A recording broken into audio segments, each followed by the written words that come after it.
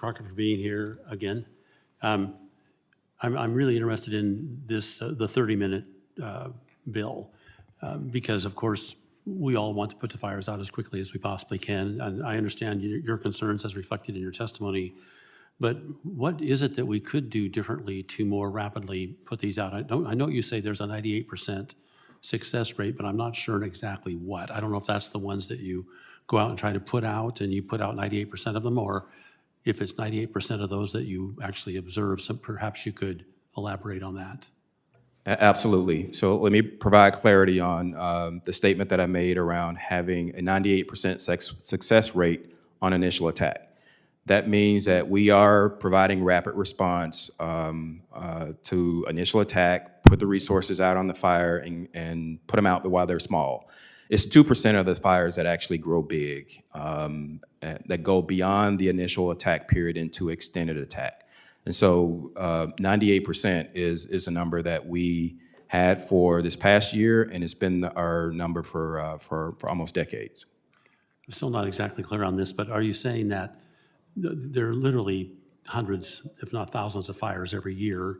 Are you saying that on those that you attack, you put out 98%, or are you saying that of the hundreds and thousands of fires, you put out 98%?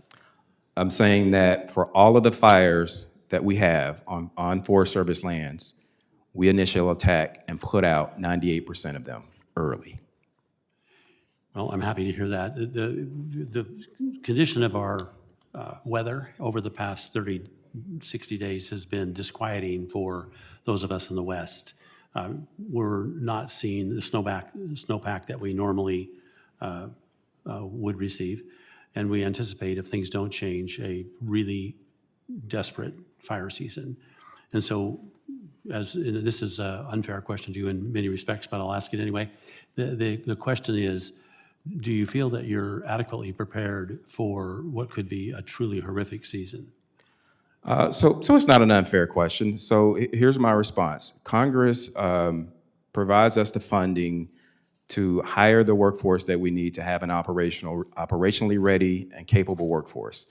Last year, you funded us to hire 11,300 firefighters, and we hired and met that goal of having that amount of operational firefighters on hand at the peak of our year in July. This year, we are in our hiring process now, and we expect to have the same numbers in place to have an operationally ready workforce to initial attack our fires. It turned out fairly well last year, and there were many people running around with their exaggerating, if you will, what might happen as a result of the reductions in force early in the year. But did you see an inability because of those reductions in force to adequately respond to the fires that occurred last year?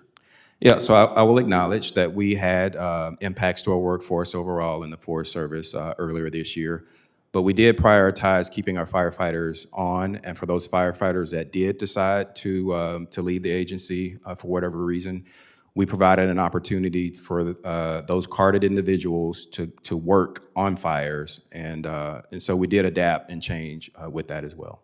Yeah, I think we visited a number of different Forest Service locations in my district back in Oregon, and we were assured repeatedly that there were not concerns about workforce, and I was very happy to hear that, and it did play out exactly that way on the ground, so I'm very happy for the Forest Service's work.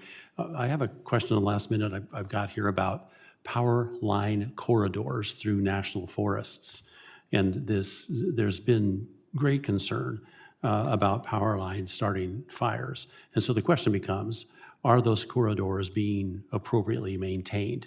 And what we've learned, and I know this is true because I've checked it out, that lawsuits are filed by environmental interests to try to prevent the clearing or the expanding of these corridors. Have you seen that in your observation of Forest Service land and power line corridors through them? You know, so we do have litigations of the work that we do on national forests, but we've got a good relationship with the industry. And we meet frequently, hear feedback from them on where we're having successes, as well as where we're having challenges with management of their corridor, as well as the lands outside of their corridor. And so we feel like we're making progress through that partnership. I'm happy to hear it. Thank you, Mr. Chair. Yield back.